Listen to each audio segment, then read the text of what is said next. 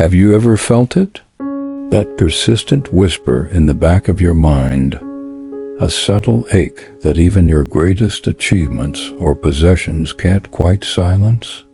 In this bustling, ever-demanding world, it's easy to believe that true happiness lies just beyond the next promotion, the next purchase, or the next perfect relationship. We chase these external markers, often with a relentless energy, convinced they will finally fill that hollow space within. Yet, for many, the pursuit itself becomes a source of quiet desperation, a subtle but pervasive sense of not enough. It's as if we're wearing invisible chains forged not of iron, but of an unfulfilled longing, constantly pulling us towards something just out of reach. Think for a moment about the countless aspirations that occupy our days. The desire for recognition at work, the longing for a flawlessly curated life online, the endless pursuit of comfort and convenience. Each of these, in its own way, promises a future free from discomfort, a moment of pure bliss. And for a fleeting instant, they often deliver. But then the feeling fades, and the cycle begins anew. We find ourselves on a treadmill, running faster and faster, yet never quite arriving at a lasting sense of peace. This isn't about blaming ourselves or condemning ambition. It's about gently inquiring into the nature of this subtle suffering, this underlying current of dissatisfaction that often flows beneath the surface of our busy lives. What if the very things we believe will free us are, in fact, binding us more tightly? What if the escape from suffering isn't found in grasping more, but in understanding what truly holds us captive? This brings to mind an ancient tale, one that is echoed through generations, offering a timeless reflection on the nature of our desires. Imagine a weary traveler, parched and desperate, wandering through a vast, arid desert. For days, he had seen nothing but shifting sands and an unforgiving sky. His throat was raw, his lips cracked, and his spirit was dwindling with every painful step. Then, miraculously on the horizon, he spotted it, a shimmering oasis, a cluster of date palms swaying gently, promising cool shade and life-giving water. A surge of hope, fierce and overwhelming, coursed through him. He quickened his pace, the thought of the water consuming his every waking moment. He imagined the sweet relief of it, the way it would quench his burning thirst, revitalizing every fiber of his being. The desire for that water became an all-encompassing force, pushing him onward, blurring everything else into insignificance. Finally, he stumbled into the oasis, collapsing by the edge of a crystal-clear pool. He cupped his hands, brought the cool water to his lips, and drank deeply, greedily, until his belly was full, and his thirst was momentarily satisfied. But as the initial relief subsided, a new thought crept into his mind. What if this water runs out? He worried. What if I get thirsty again on my journey? I should fill my canteen, and perhaps that empty wineskin too. Better yet, I should find a way to carry more, just in case. So he began to hoard, filling every vessel he could find, even tearing strips from his clothing to soak and carry more water. The earlier bliss of quenching his thirst was replaced by a new anxiety, the fear of scarcity, the burden of possession. He became so preoccupied with securing water for the future that he couldn't simply rest and enjoy the present moment at the oasis. The very thing that had promised salvation had, through his intense clinging and fear of loss, become a new source of worry and agitation. He was no longer simply a thirsty man, but a man burdened by his own desire for security, carrying more than he needed, and missing the true solace the oasis offered.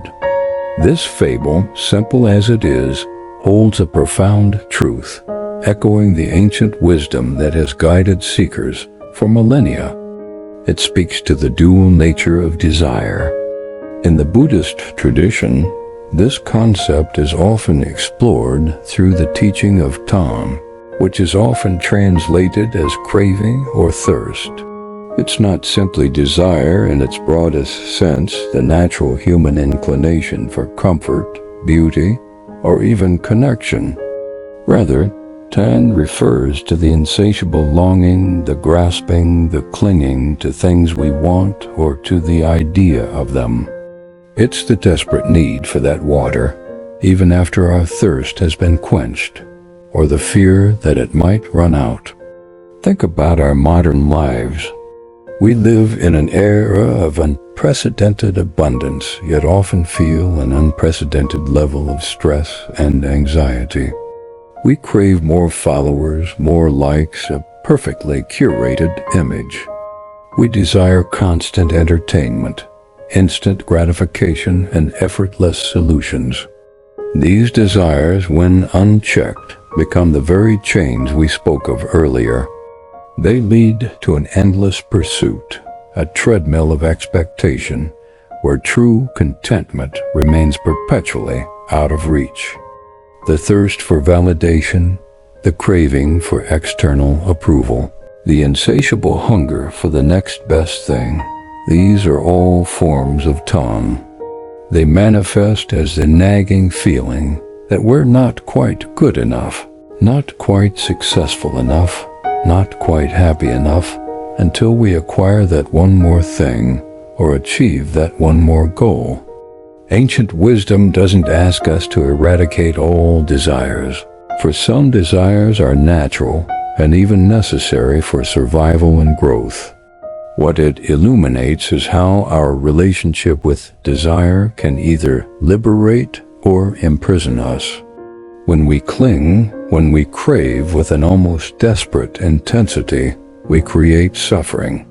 We become dependent on external circumstances for our inner peace, making us vulnerable to disappointment and agitation whenever those circumstances shift or fail to materialize as we wish.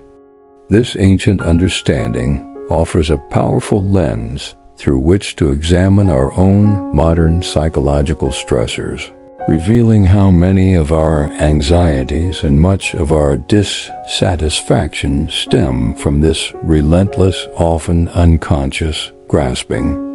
This pervasive craving, this endless chase for more, finds a perfect echo in a profound Eastern proverb, Win he nang tuyan. It translates literally to, a pit of desire is hard to fill, or more colloquially, a bottomless pit of desire.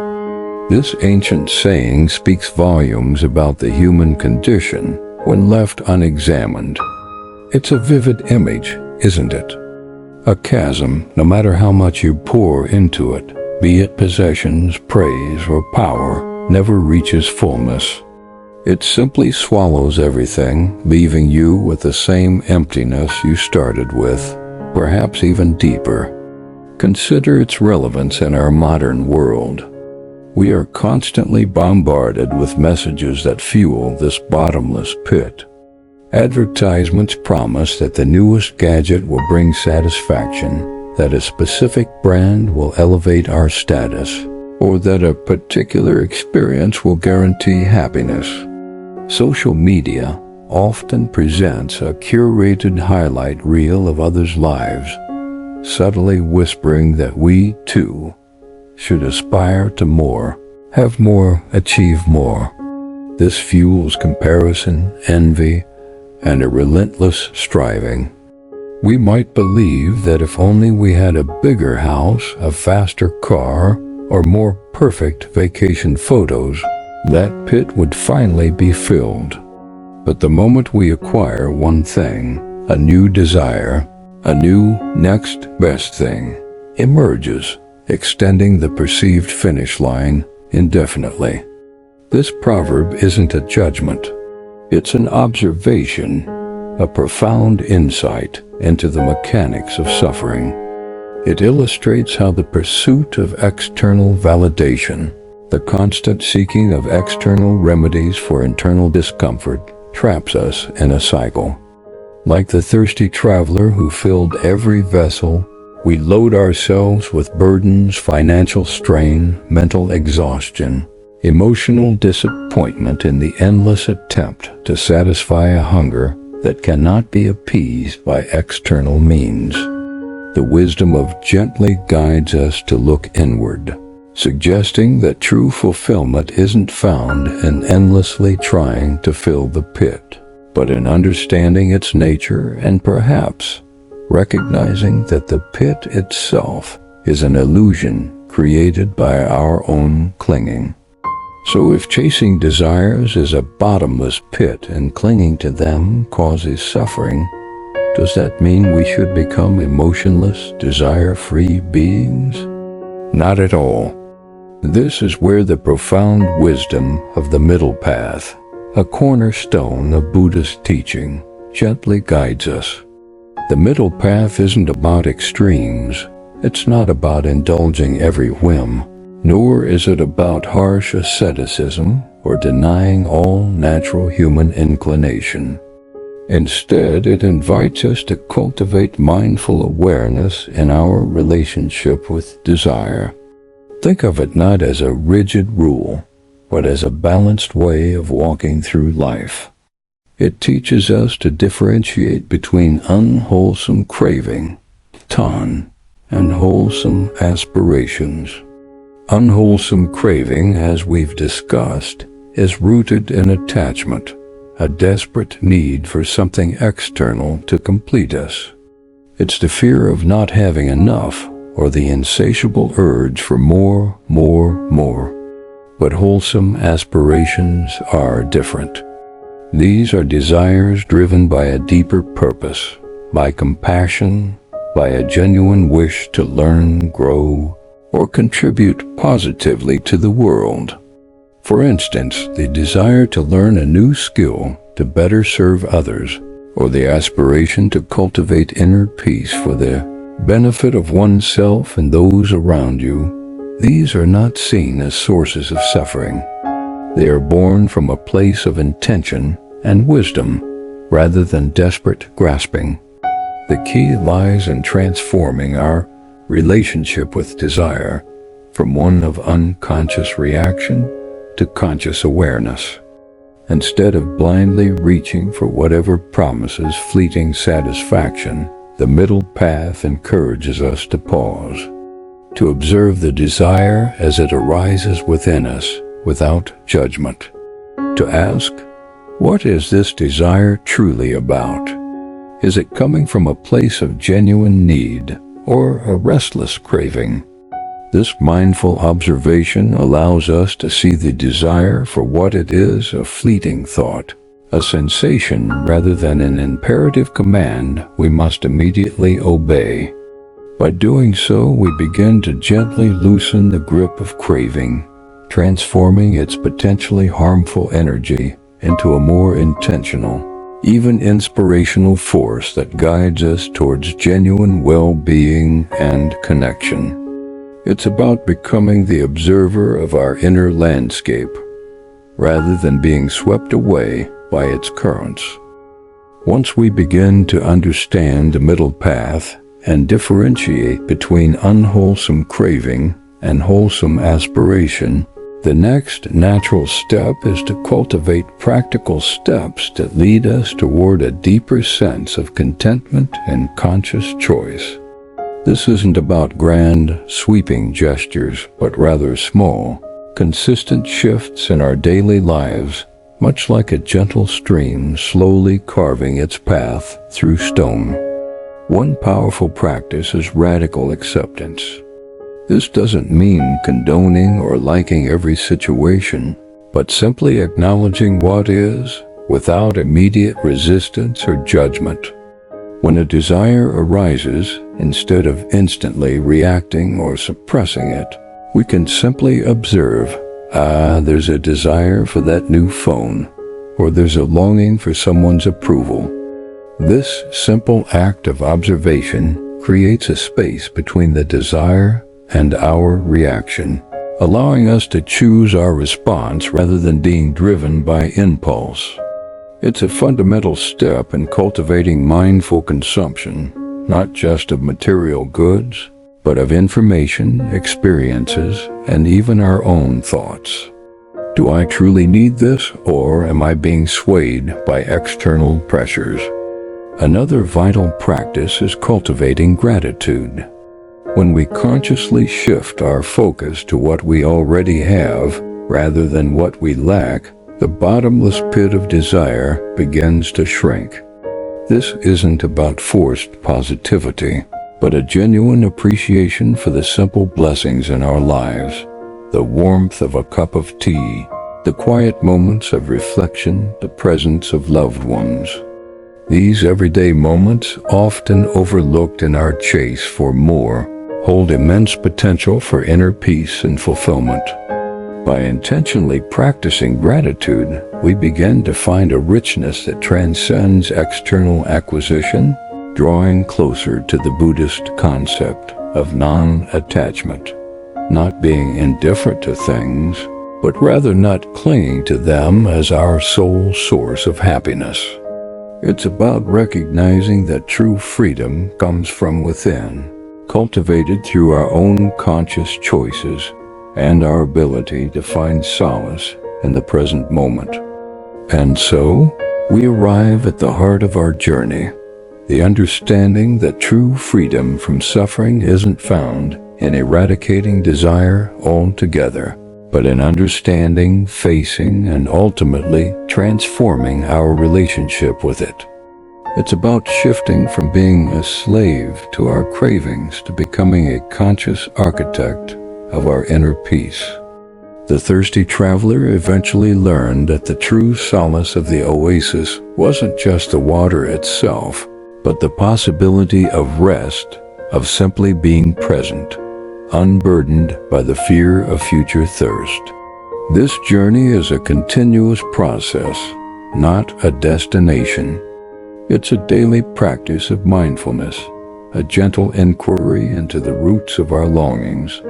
It's about recognizing that the bottomless pit of desire is not an external reality to be filled, but an internal landscape that we can learn to navigate with wisdom and compassion. By applying the ancient wisdom of the middle path, by cultivating practices like radical acceptance and gratitude, we begin to chip away at the invisible chains that bind us. We learn that contentment isn't a state we achieve by acquiring more, but a state we uncover by letting go of what doesn't truly serve our highest well-being. May this path of self-discovery and transformation be one of profound clarity and lasting peace for you.